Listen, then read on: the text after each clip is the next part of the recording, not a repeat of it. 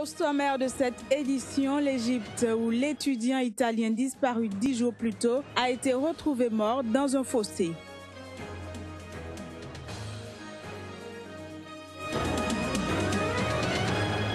Bientôt la présidentielle en Ouganda, un scrutin qui pourrait mettre fin au règne du président Yoweri Museveni.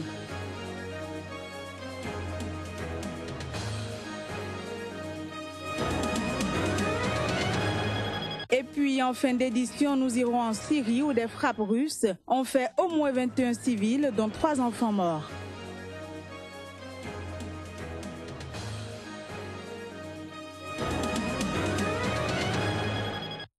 Très heureuse de vous retrouver, mesdames, messieurs. Bonsoir et bienvenue. On démarre ce journal par l'Égypte où le corps de l'étudiant italien porté disparu au Caire il y a 10 jours a été retrouvé sans vie dans un fossé à moitié dénudé avec des traces de sévices sur le corps. Suite à cette découverte, Rome exige de l'Égypte toute la vérité. Les précisions.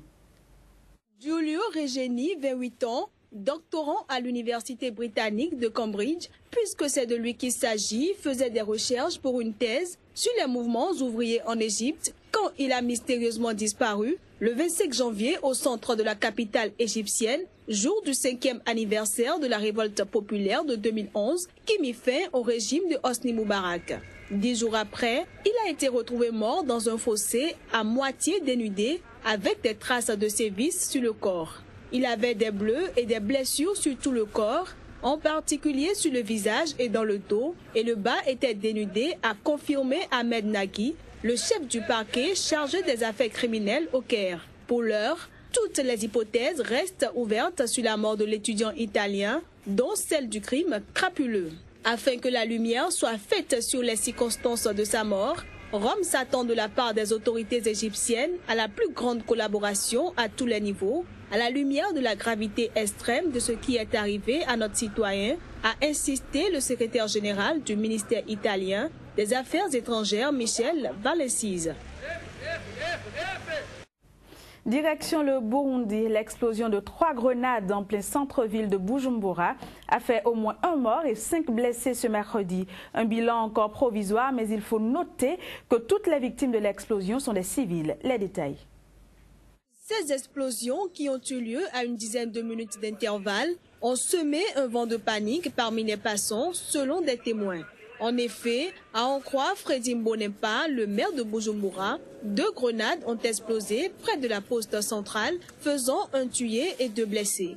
Une 3e a ensuite explosé près de la Banque nationale de développement économique, faisant 3 blessés. Toutes les victimes sont des civils innocents, a-t-il précisé, parlant d'un bilan encore provisoire. Arrivés sur les lieux, la police et l'armée burundaise ont procédé à l'arrestation de plusieurs personnes, qualifiées de suspectes par un officier de police qui s'est exprimé sous couvert d'anonymat. Rappelons que le Burundi est plongé dans une profonde crise politique depuis la candidature fin avril 2015 du président Pierre Nkurunziza, réélu en juillet, à un 3e mandat et que l'opposition, la société civile et une partie de son camp jugent contraire à la Constitution et à l'accord d'Arusha qui avait mis fin à la guerre civile de 1993 à 2006. Encore une explosion, mais cette fois-ci en Somalie. Elle a troué le fuselage d'un avion de ligne et l'a contraint à un atterrissage d'urgence mardi à Mogadiscio. L'explosion aurait été causée par une bombe selon les déclarations du pilote et l'analyse d'un expert. Des propos toutefois démentis par le gouvernement somalien. Suivons. L'avion, un Airbus 321 exploité par la compagnie somalienne Dalo Airlines et qui se rendait à Djibouti avec 74 passagers à bord, a atterri mardi quelques minutes après son décollage de l'aéroport de Mogadiscio avec un trou dans le fuselage. 2 passagers ont été légèrement blessés selon la police. Le pilote Vladimir Vodopivec, un Serbe de 64 ans, a confirmé à un ami que, pour lui, l'explosion avait été causée par une bombe, selon des propos rapportés par le quotidien serbe Blake. Nous avons vu l'avion, et si Dieu le veut, les médias le verront aussi. L'avion n'avait pas de gros problèmes.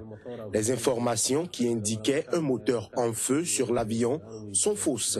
Lorsque nous avons parlé aux mécaniciens et autres experts, on a vu qu'il y avait un trou sur un côté. La cause de l'explosion qui a provoqué un début d'incendie n'a pas encore été déterminée et une enquête est en cours. L'aéroport de Mogadiscio est devenu une forteresse depuis que s'est installé juste à côté la principale base de la force de l'Union africaine en Somalie, AMISOM, forte de 22 000 hommes et qui aide le fragile gouvernement somalien dans sa lutte contre les islamistes radicaux Shebab affiliés à Al-Qaïda. 7 nouveaux cas présumés d'abus sexuels de la part de casques bleus, dont 5 concernant des mineurs, ont été identifiés par la mission de l'ONU en Centrafrique.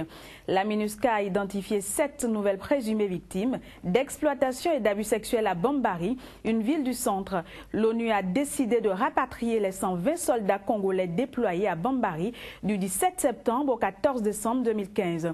Un rapatriement qui ne sera cependant effectif qu'après la conclusion de l'enquête. La présidentielle en Ouganda aura lieu le 18 février prochain, un scrutin dans lequel 7 partis d'opposition vont tenter de mettre fin aux 30 ans de règne de Yoweri Museveni. Une probable fin de règne appréciée différemment par les populations ougandaises qui se prononcent à travers cet élément. C'est mieux de vivre avec un diable qu'on connaît qu'avec un ange qu'on a juste aperçu, parce que maintenant j'attends beaucoup de notre président. Quand vous regardez autour de Kampala, les choses changent, parce que j'ai grandi sous le régime de notre président et je vois que tous les jours nous avançons de plus en plus. Je pense que dans 10 ou 5 ans, Kampala ressemblera à Chicago, à la Californie ou alors à n'importe quelle autre ville du monde comme Londres. Chicago, California, or even any other city like London. Time for change. Il est temps de changer. 30 ans, ça suffit. Nous avons besoin de changement parce que tout a besoin de changer. Tout le monde a besoin de changement.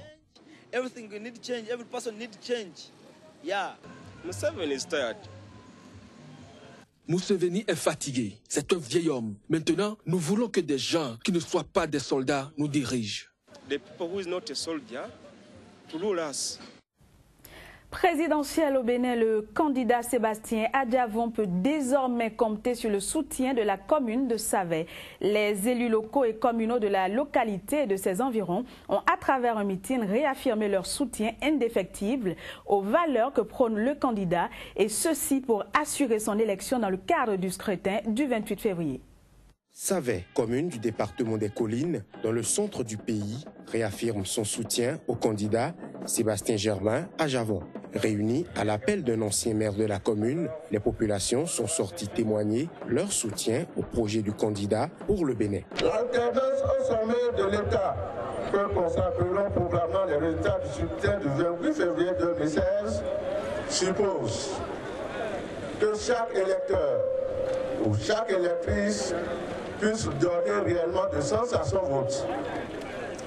Or, donner de sens à son vote, c'est exprimer un vote utile, c'est-à-dire faire le choix du candidat à même d'incarner les valeurs républicaines qui constituent les piliers sûrs de la nation et qui ont nom l'amour de la patrie, la paix sociale, la concorde et l'unité nationale.